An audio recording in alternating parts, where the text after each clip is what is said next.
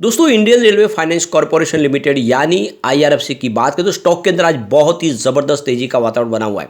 दूसरी तरफ अगर देखें तो बाजार में तो गिरावट का दौर जारी है, उसके बावजूद भी स्टॉक लगातार दौड़ रहा है। तो इसके पीछे वजह है बड़े फंड हाउस की जम के खरीदारी। आज बहुत ही जबरदस्त खरीदारी हो रही है, बड़ी डील हो रही है और ये इशारा कर रही है कि आने वाले समय में आईआरएफसी में बहुत बड़ी तेजी आ सकती है। और इसके पीछे वजह है गवर्नमेंट की तरफ से बजट में बहुत सारा अनाउंसमेंट जो आने वाले समय में आईआरएफसी को फायदा दे जाएगा।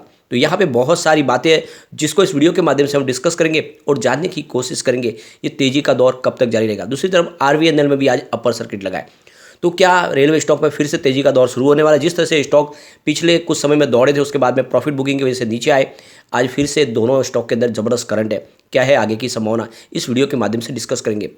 सबसे पहले अगर बाजार की बात करें तो अभी लगभग 2:45 का टाइम है। बीएससी सेंसेक्स 61,552 के स्तर पे, जहां पे 254 पॉइंट की गिरावट है, यानी 0.41% हमारा बाजार अभी फिलहाल गिरावट के साथ ट्रेड कर रहा है। लेकिन सुबह शुरुआत बहुत ज़्यादा निगेटिव हुई थी और आप देख सकते हो कि निचले लेवल से काफ़ी अच्छी रिकवरी देखने को मिल रही है, लगभग 300-400 पॉइंट की रिकवरी। और ये इशारा करिए कि हमारे बाजार में मजबूती है। ग्लोबल रीजन के दम पे यहाँ पे गिरावट तो शुरू हुई, लेकिन आप देख सकते हो कि खरीदारी के दम पे बाजार काफ़ी ज़्यादा रिकवर भी कर गया है। आप ये देख सकते हो कि जिस तरह से रीजन जो निकल के आ रहे हैं, सबसे बड़ी बात है यूएस का इन्फ्लेशन का प्रॉब्लम जो बहुत ज़्यादा इफेक्ट कर रहा है। इसके अलावा चाइना में जो कोविड का इफेक्ट है वो बहुत तेज़ी से बढ़ रहा है। वहाँ पे एक तरह से रौद्र रूप धारण कर लिया है कोविड ने। और जो कोरोना जिसको लोग भूल चुके थे, चाइना में अब उसकी बहुत ज़बरदस्त मार पड़ रही है, लोगों को बहुत ज़बरदस्त वहाँ पे लॉस हो रहा है। और ये जो सारे रीज़न है ये इंडियन मार्केट को भी दबाव में ला रहे हैं, लेकिन उसके बावजूद भी यहाँ पे इस लेवल पे खरीदारी हो रही है। इसका इशारा ये है कि इंडिया के बाजार में लोग खरीदारी करना पसंद करें। और जब यूरोपियन कंट्रीज काफ़ी ज़्यादा दबाव में, आपको पता होगा जियोपॉलिटिकल टेंशन चल रहा है, रसिया यूक्रेन का युद्ध, ये सारी जो बातें हैं, ऐसे में जो विदेशी इन्वेस्टर है उनको इंडिया की तरफ इस समय इन्वेस्टमेंट करने के लिए प्रेरित कर रहे हैं। और इसी वजह से हमारे बाजार में आने वाले समय हमें शानदार तेजी देखने को मिल सकती है। आप देख सकते हो कि आज 600 पॉइंट की गिरावट के बाद में अभी 250 के आसपास है, तो आप समझ सकते हो कि रिकवरी काफ़ी शानदार हो चुकी है। अब यहाँ पे देखें तो जो सबसे बड़ी जो अपडेट निकल के आ रही है, जियोजेट फाइनेंशियल सर्विस के वीके विजय कुमार का कहना है कि इस समय बाजार में जो दबाव है इसके पीछे वजह है कि जो इकोनॉमिक जो गतिविधियां वो सारी स्लो हो चुकी है, जिस तरह से इन्फ्लेशन का प्रॉब्लम हो रहा है। इसके अलावा देखें तो इसकी वजह से आने वाले समय में फेड है जो और रेट हाइक कर सकते हैं, और एक तरह से देखें तो दबाव देखने को मिल सकता है। और इक्विटी मार्केट में भी इसका इफेक्ट देखने को मिल रहा है। लेकिन उसके बावजूद भी वीके विजय कुमार का कहना है कि आने वाले समय जो फाइनेंशियल ईयर 2023 है उसमें हमारा Indian stock market out perform कर सकता है, यानी जो परफॉर्मेंस है उसकी शानदार रह सकती है। क्योंकि अभी भी विश्व के काफ़ी देश है जो इंडिया में इन्वेस्टमेंट करना पसंद कर रहे हैं, यानी इंडिया के बाजार में अब तेजी का दौर जारी आगे भी रह सकता है। और जिस तरह से काफ़ी कंट्रीज में प्रॉब्लम आ रही है उसकी वजह से लोगों को सुरक्षित निवेश के लिए इंडिया ही दिखाई दे रहा है। तो ऐसे में आने वाले समय हमारे बाजार में फिर से नई हाई बनती हुई बाजार की दिखाई दे सकती है। अब अगर हम आईआरएफसी की बात करें, स्टॉक की शुरुआत 32.95 पर हुई, लो बना 32.60 का, यानी कुछ समय के लिए ही भले लेकिन गिरावट देखने को मिली, क्योंकि क्लोजिंग 32.85 की थी कल की। लेकिन जो हाई है वो 35.70 का है, जो काफ़ी शानदार है। और फिलहाल 35.25 के आसपास ट्रेड कर रहा है आईआरएफसी, यानी 7.31% की बम्पर तेजी के साथ में ट्रेड करता हुआ दिखाई दे रहा है। और काफ़ी ज़बरदस्त खरीदारी हो रही है।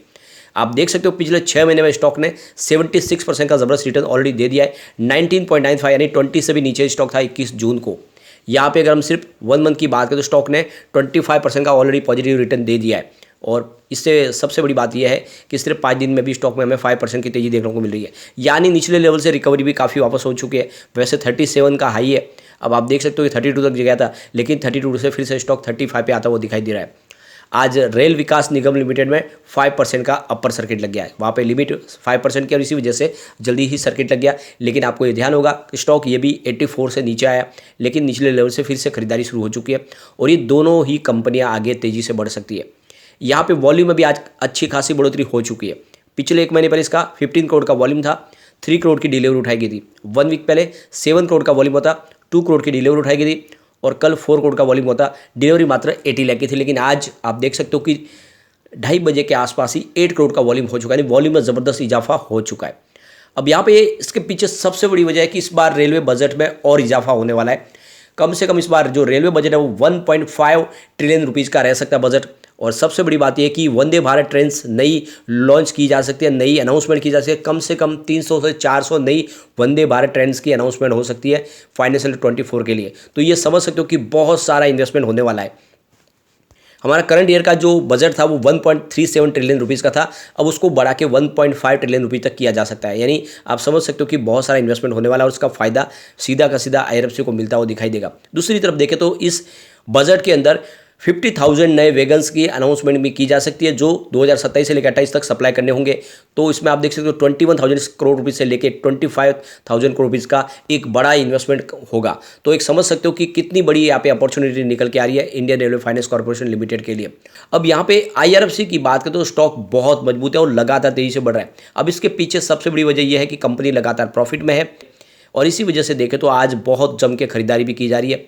सुबह बाजार खुलते ही अगर ये डील देखें तो सुबह प्रॉफिट बुकिंग हुई है, यानी 33 की प्राइस से आप देख सकते हो करीब 5,55,000 शेयरों की बिकवाली हुई। उसके बाद अगर देखें तो 9:44 पर 33.45 की प्राइस से करीब 5,24,000 शेयरों की एक और बिकवाली हुई, सुबह सुबह प्रॉफिट बुकिंग हुई। लेकिन उसके बाद अगर आप देखें तो 11:56 पर 33.40 की प्राइस से 9,60,000 शेयरों की खरीदारी हुई। उसके बाद 12:40 पर 33.55 की प्राइस से 9,92,000 शेयरों की एक और बड़ी खरीदारी की गई। उसके बाद 1:52 पर 34.05 की प्राइस से यहाँ पे 18,40,000 शेयरों की एक बहुत बड़ी और बम्पर खरीदारी हुई। उसके बाद 1:53 पर 34.30 की प्राइस से ही आप देखें तो 11,35,000 शेयरों की ज़बरदस्त खरीदारी हुई। उसके बाद 1:53 पर यहाँ पे 34.30 की प्राइस से 7,44,000 शेयरों की एक बड़ी डील हुई। उसके बाद 2:19 पर 34.45 की प्राइस से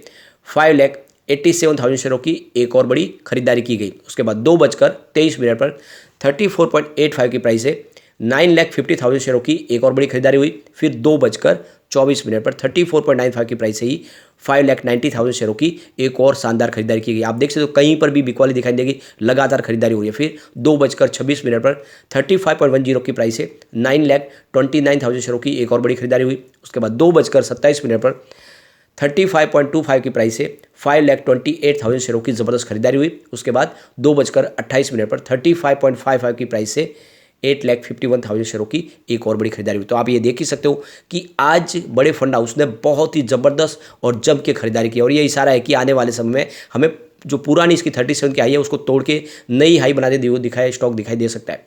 तो काफ़ी मजबूत लग रहा है स्टॉक और इस समय खरीदारी की जा सकती है। लॉन्ग टर्म का लेकर शॉर्ट टर्म इन्वेस्टर थोड़ा सा भी वेट कर ले, निचले लेवल से खरीदारी के बारे में सोचे। सिर्फ लॉन्ग टर्म इन्वेस्टर के लिए ये एंट्री का सही मौका है।